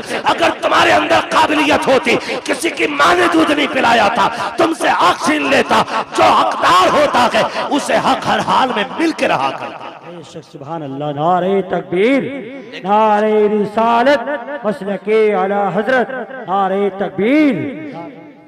पढ़ोगे इंशाअल्लाह? कितनी जोर से इंशाअल्लाह कह रहे हो, अल्लाह तुम्हारी इंशाअल्लाह में बरकत दे दे। हाँ तो भैया देखो, सीधी सी बात है, मैं आपको एक बता दूं, सुनना बहुत गौर से मेरी बात। एक है कानून कुदरत और एक है कानून फितरत। दोनों चीजें याद रखें। कानून कुदरत में माफी है, कानून फितरत में माफी नहीं। कानून कुदरत यह है कि तुमसे गुनाह हो गया है, एक दिन मुसल्ला बिछा के रो दो रब के आगे। वह इतना बड़ा कादिर मुतलक है, तेरी पूरी जिंदगी के गुनाह एक लम्हे में माफ कर सकता है। यह है कानून कुदरत। लेकिन एक है फितरत। वो क्या है? कानून फितरत यह है कि ट्रेन आ रही है 120 की स्पीड से और तुम यूं खड़े हो जाओ कि अल्लाह चाहेगा तभी मरेंगे, नहीं चाहेगा नहीं मरेंगे। वो आई और छींचड़े बखेड़ गई, फिर कहने लगो अल्लाह ऐसे ही चाह रहा था। ये फितरत है। आप स्पीड वाली गाड़ी के आगे खड़े होगे तो नुकसान पहुंचेगा। आप भरे दरिया में हाथ पैर बांध के डाल दो किसी को, और फिर कहो भाई कुदरत के ऊपर छोड़ दिया हमने। किसी को डेग में बंद करके पानी भर के नीचे से आग लगा दो और कहो जी कुदरत है। मरेगा, मर जाएगा, बचेगा, बच जाएगा। तो फितरत क्या है?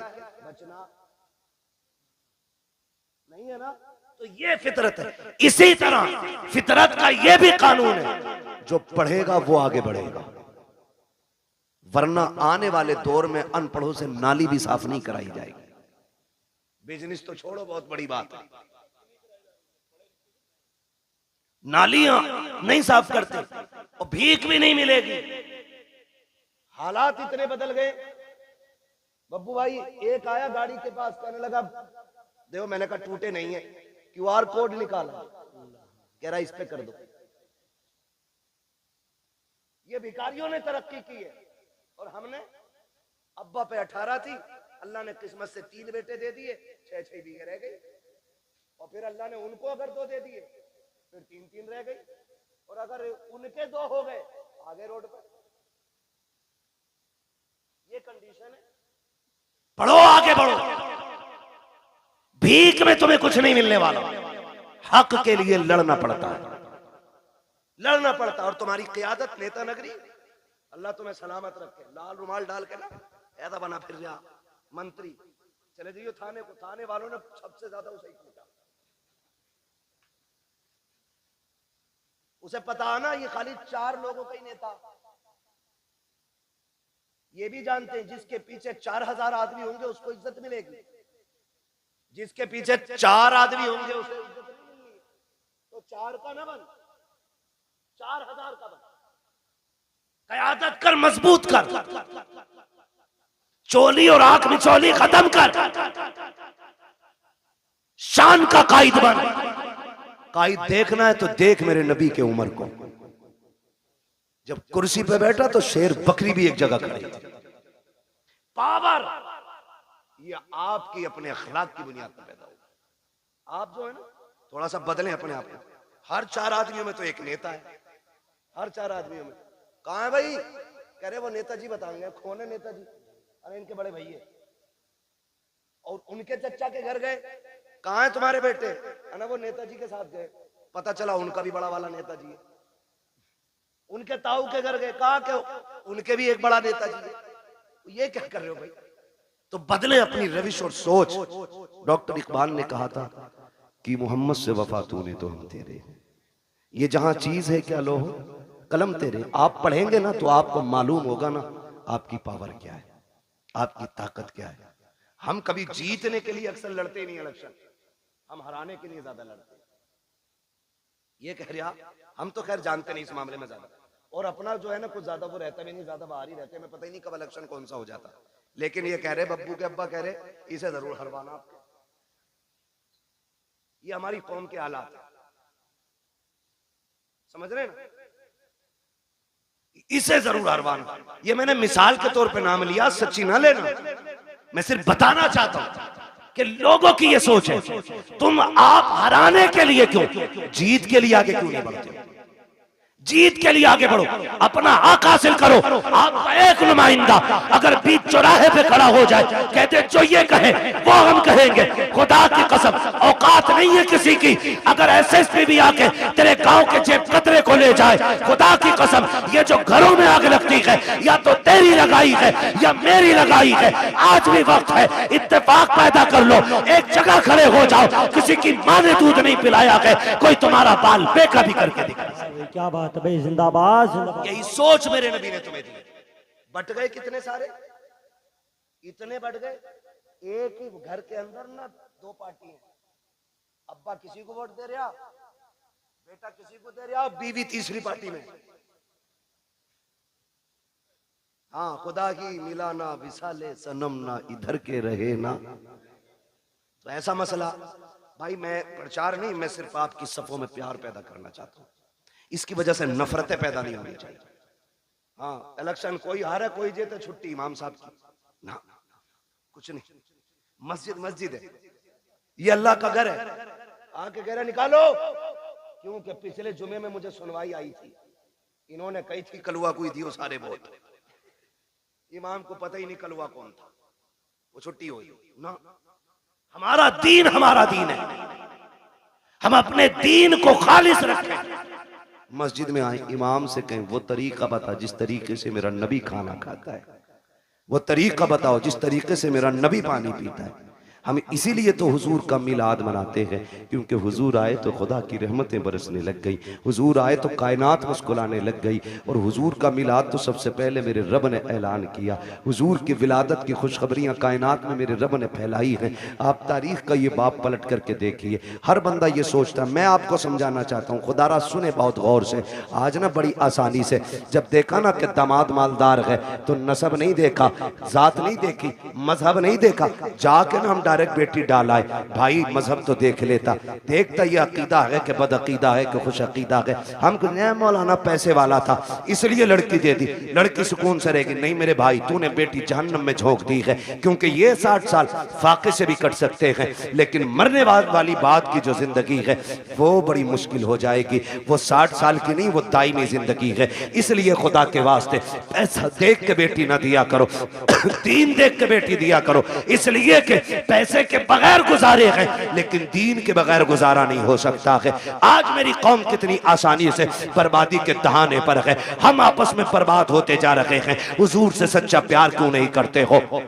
कई बार हमें भी कमेंट किया जाता है, मौलाना वहाबियों ने क्या बिगाड़ा है। मैं कहता हूं खुदा की कसम, जितनी जमीन हमारे बाप की कल थी उतनी आज भी है और उतनी कल भी रहेगी इंशाअल्लाह। हमारी न किसी ने छीनी है, न हमने किसी वहाबी से छीनी है, न किसी वहाबी ने हमारी बैंड काटी है। का झगड़ा किस बात का है? मैंने कहा झगड़ा सिर्फ इतना है, ये बेगैरत ये कहते हैं कि नबी के माँ बाप जहन्नमी है माज़अल्लाह। मुझे ये बताओ, जिसकी गोद में ऐसा शहजादा आया हो, जिसके सदके में रब ने जन्नत बनाई है, उस माँ को जहन्नम में कैसे डाला जा सकता है? हमारा झगड़ा तो इस बात का है, इन्होंने नबी के माँ बाप को जहन्नमी कहा। सुनो, हमारे बाप को कोई गाली दे हम बर्दाश्त कर सकते हैं, खानदान को कोई गाली दे हम गवारा करेंगे, मेरे नबी को कोई गाली दे ये गवारा नहीं किया जाएगा। उनके माँ बाप को कोई बुरा भला कहे ये गवारा नहीं किया जाएगा, इसलिए कि हमारा ईमान ये है, जमीनो जमा तुम्हारे लिए, मकीनो मका तुम्हारे लिए, चुनीनो चुना तुम्हारे लिए, बने दो जहां तुम्हारे लिए, हम आए यहाँ तुम्हारे लिए, उठे भी वहां तुम्हारे लिए। भाई नारे तकबीर, नारे रिसालत, नारे गौसियत, मसलके आला हजरत हजरत अल्लामा मुफ्ती हम्माद साहिब किबला, नारे तकबीर, नारे। ये हमारा नजरिया भाई, हमारा कोई झगड़ा नहीं, सिर्फ इतना झगड़ा नबी के माँ बाप को जहन्नमी कहते। वो खुद मेरे नबी क्या फरमाते? आका फरमाते, लोगों आदम से लेके अब्दुल्लाह तक जितने पुश्तों में मेरा नूर गया वो सारे शान वाले लोग थे। जितने रहमों से मैं गुजरता रहा वो सारे रहम अजमतों वाले। मेरे नबी ने गोया बताया कि मेरे नसब में जितने मर्द और औरतें आती हैं अल्लाह ने सबको इज्जत वाला बनाया है। ये मेरे नबी का ऐलान है। और खुदा की कसम मेरे महबूब का नूर देखे, अल्लाह ने महबूब के नूर को बनाने के बाद ज़मीन व आसमान, जन्नत दोज़ख बनाए। फिर तख्लीक इंसानियत का जो मसला आया है ना, जो मसला आया है, हजरत आदम को सबसे पहले रब ने बनाया। किसको बनाया? जोर से। हजरत आदम का पुतला बनाया गया। जब वजूद तैयार हो गया, उनका वजूद तैयार, लोग कहते हैं कि इंसान पहले बंदर था। अजीब तहकीक के लिए घूम रहा है। जो बंदर की औलाद है वो बंदर कह रहे हैं अपने आप। हम तो आदम की औलाद है, इसलिए आदमी है। ठीक है जी। हजरत आदम को बनाया, पहला इंसान हजरत आदम बने। जब पुतला तैयार हो गया ना, तो अल्लाह ने हुक्म दिया, रूह को जाओ अंदर चली जाओ। रूह अंदर गई ना, लौट आई। रब ने फरमाया वापस क्यों आ गई? उसने कहा इसलिए आ गई कि अंदर दिल नहीं लग रहा था। मेरे नबी की शान मुलाहिजा करें कि अंदर दिल नहीं लग रहा था। फिर रब ने फरमाया अच्छा। फिर रब ने महबूब के नूर को हजरत आदम के वजूद में रखा। फिर जब रूह को हुक्म दिया अब जा, रूह गई तो अब निकलने का नाम नहीं ले रहे। कहा क्यों? कहा अब मेरा दिल लगने लगा है, क्योंकि इस वजूद में तेरे महबूब का नूर मौजूद है। हुजूर का नूर ना आदम अलैहिस्सलाम के वजूद में पहले पुश्त में रखा गया। जब पुश्त में था तो सारे फरिश्ते हाथ बांधे रहते। फिर वो नूर मुंतकिल करके पेशानी आदम में आया तो फरिश्ते सामने आ गए। हजरत आदम कहते हैं अल्लाह, ये फरिश्ते कभी पीछे कभी आगे हाथ बांधे रहते हैं, मसला क्या? रब ने फरमाया आदम बात तेरी नहीं, बात मेरे महबूब की है। क्या मतलब? का वो नूर तेरी पुश्त में था तो ये उसकी ज़ियारत के लिए पीछे खड़े रहते थे। जब पेशानी में आ गया ना तो ये सामने आने लगे। तो ये सामने आ गए, कहने लगे अल्लाह मुझे दिखा ना। फिर रब ने वो झलक हजरत आदम के नाखूनों में दिखाई। और हजरत आदम ने जब हुजूर के नूर को देखा ना तो फिर चूम लिया। जब चूम लिया, खुदा का शुक्र है हम आदम की औलाद है। उन्होंने नूरे मोहम्मद देख के चूमा था, हम नामे मोहम्मद सुन के चूम लिया करते हैं। ये हमारा तरीका। अब वो नूर हजरत आदम से हजरत अब्दुल्लाह तक आया। मुझसे गुजारिश पहले ही हो गई थी कि हुजूर का शजरा भी हो जाए, तो आज चूंकि मौजू भी है, बात भी है, मैं बताऊं कि किन किन जातों को मेरे नबी के नूर ने इज्जत बख्शी है। उसके लिए थोड़ा सा आपको मेहनत करनी पड़ेगी। आप जरा बोल दें सुभान अल्लाह। ऐसा नहीं ये सामने वाले बच्चे ना मेरा साथ दे। जब मेरा हाथ का इशारा हो ना, मैं वो हुजूर के नसब के नाम बताऊं जिन जिन जिस्म पुश्तों में मेरे हुजूर का नूर मुंतकिल होता रहा है। ठीक है, जब मैं हाथ का इशारा करूं समझ लेना मौलवी की सांस घुटने लगे। तो आपको क्या बोलना है? इतनी जोर से बोलना ताकि मैं अपने गांव की मस्जिद के चनों का शोर भूल जाऊं। ठीक है जी, समझते हैं बात? हाँ, कितनी जोर से बोलेंगे जरा बोल के दिखा। और हाथ देखते रहना मेरा, ये नहीं मैं शुरू हो जाऊं तो फिर ऐसे देखने लगा और मौलवी कदम घुटने लगा। ठीक है जी, मैं हुजूर का मिलाद पढ़ने लगा हूं, जरा बोल दे सुभान अल्लाह। है जवान हो, अल्लाह करे जवानियां सलामत रहे। अभी तो शादियां भी नहीं हुई है ना, अभी तो शादियां भी नहीं हुई है, तो फिर इतनी कमजोरी से कैसे बोल रहे हो सुभान अल्लाह? जरा बोले सुभान अल्लाह। ये मैं नहीं जानता ये इनकी उम्र कितनी है, लेकिन इन्होंने ऐसा नारा लगाया था कि मुझे गैरत चढ़ गई थी कि इस उम्र में इतना तगड़ा नारा। अल्लाह इन्हें सलामत रखे। हाँ, शादी के बाद कमजोरी आती है लेकिन इनमें तगड़े हैं। ठीक है जी, बोले जरा मचल के सुभान अल्लाह। आप जब बोलेंगे ना तभी मैं आगे शजरा पढ़ता रहूंगा, वरना मसला देखो माइक आपका इतना अच्छा है कि इसने बोलने का बिल्कुल किनारे पे लाके रख दिया, बोलने ही नहीं दे रहा है। जो मैं अपने रविश में बोलता हूँ ना तो ये धीरे धीरे धीरे धीरे धीरे हो रहा है। ठीक है, बस मैं आपको हुजूर का शजरा सुनाऊंगा तो मिलाद हुजूर का, फिर बोले सुभान अल्लाह। नारे तकबीर, नारे रिसालत, नारे गौसियत, मसलके आला हजरत शाह इस्लाम ज़िशान रज़ा क़ादरी, नारे तकबीर, मद्दाह रसूल राशिद रज़ा मरकज़ी, नारे तकबीर, नारे रिसालत। एक शायर साहब गए थे, अल्लाह करम से दो आ गए।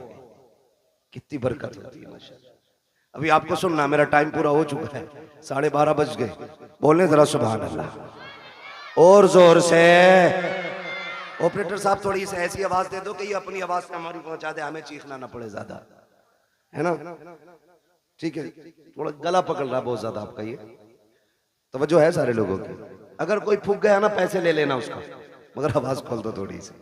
बोलने जरा सामने वाले बोलते सुभान अल्लाह। मैंने ई को बढ़ाने नहीं कहा, मैंने आवाज बढ़ाने को कहा। ठीक है, ई को ना बढ़ाए, आवाज बढ़ा दे। ठीक है बच्चे, आप मेरा साथ दें माशाल्लाह। ये मेरी कमेटी के लोग हैं, देख रहे हो जिहाद क्या, ये पूरा शहादत के अंदर मंजिले में आ गया बंदा। बोले सुभान अल्लाह। मेरे बच्चों इतनी जोर से आप सुभान अल्लाह बोलो कि गला बैठ जाए, और गला बैठ जाए। अम्मी पूछे क्या हुआ, कहना अम्मी जब सारे लोग बोलने में कंजूसी कर रहे थे तब हम हुजूर की महफिल में गले की कुर्बानी देते। ठीक है ना, इतनी जोर से बोलना, जरा बोले सारे में चल के सुभान अल्लाह। आदम के बेटे शीश, क्या बात है, सुभान अल्लाह। माशाल्लाह। ये बच्चे जो है ना, अल्लाह जब ये जवानी आ गई ना इनकी, तो ये बनेंगे मजबूत वाले लीडर, है ना। इसे तो दीमक लग गई इस नस्ल को हमारी, पता नहीं पबजी खा गया कि कौन सा गेम खा गया, समझ नहीं बात है। रील खा गई, रील खा गई मेरी कौम को, रील। राशिद भाई की नजर बड़ी पक्की रहती है, ये बरेली से दिल्ली तक का देखते रहते हैं। ठीक है ना, जरा बोल दे सुभान अल्लाह। जिन्हें रील की बीमारी ना लगी है वो जरा बोल लेंगे सुभान अल्लाह इंशाअल्लाह। मैंने पहले ही बता दिया, हाथ देखो तो सुभान अल्लाह कहती हो, वरना मौलवी का दम घुट सकता। सीधी बात है। मैं खाली अल्लाह राजी होगा नेकी मिलेंगी, आपको मिलेंगी तो इंशाअल्लाह फिर हमें भी मिलेंगी। ठीक है ना, तो फिर साथ देना। बोल मेरे बच्चे जरा सुभान अल्लाह। आदम के बेटे शीश, शीश के बेटे यानस, यानस के बेटे कैनान, कैनान के बेटे मेलाइल, मेलाइल के बेटे व्यारत, व्यारत के बेटे इदरीस, इदरीस के बेटे मुतवशिक, मुतवशिक के बेटे लमकने के नाम, लमकने के नाम के बेटे नूह, नूह के बेटे साम, साम के बेटे जुलाद, जुलाद के बेटे शालिक, शालिक के बेटे आबिर, आबिर के बेटे दाता, दाता के बेटे रावा, रावा के बेटे सारू, सारू के बेटे नाखुर, नाखुर के बेटे तारिक, तारिक के बेटे इब्राहिम खलीलुल्लाह, इब्राहिम खलीलुल्लाह के बेटे।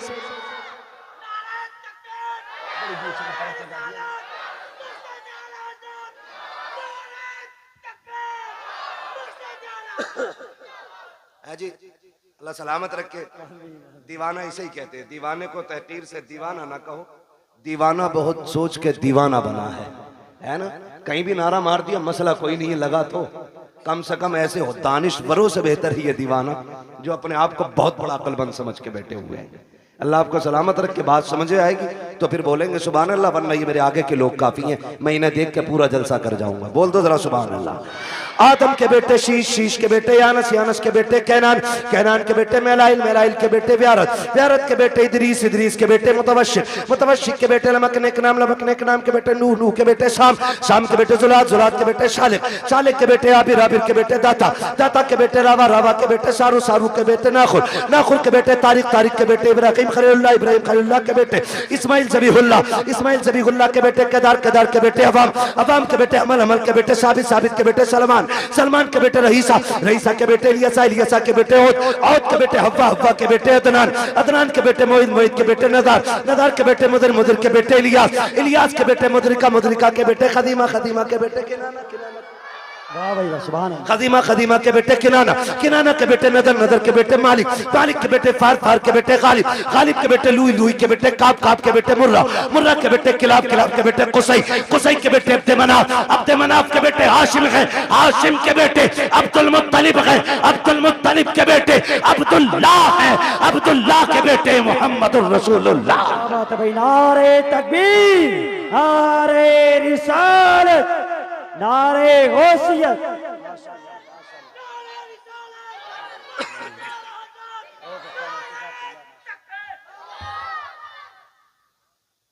तवज्जो है सारे लोगों की?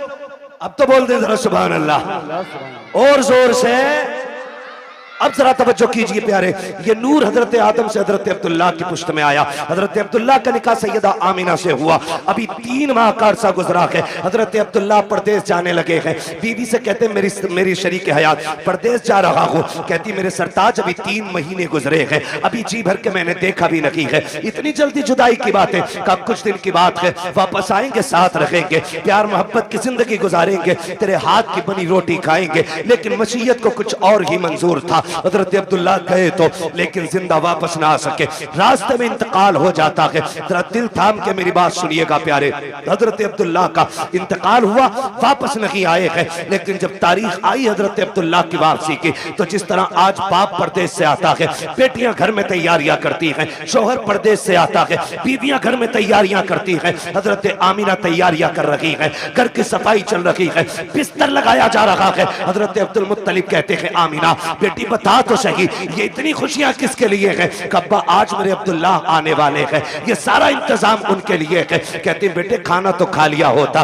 कब्बा जी अब्दुल्ला कह के गए थे साथ खाना खाएंगे। बेटी वो कब आएंगे? कहा जब आएंगे तभी खाया जाएगा। शाम हो गई अब्दुल्ला नहीं आए हैं। कहती अब्बा जी पता तो कीजिए मेरे अब्दुल्ला को आ जाना चाहिए था लेकिन अब तक नहीं आए हैं। अब्दुल मुत्तलिब खाने काबा में गए, किसी ने आके कहा अब्दुल मुत्तलिब कहा जी आपके अब्दुल्ला वापस नहीं आएंगे। आपने इतना सुना बिजलियां गिर गई, ऐसा लग रहा था जैसे हजरतों की खुशियों का जल करके पूरा नशेमन खाक हो गया हो। आपने खुद को संभाला, घर तशरीफ लेकर के आए हैं।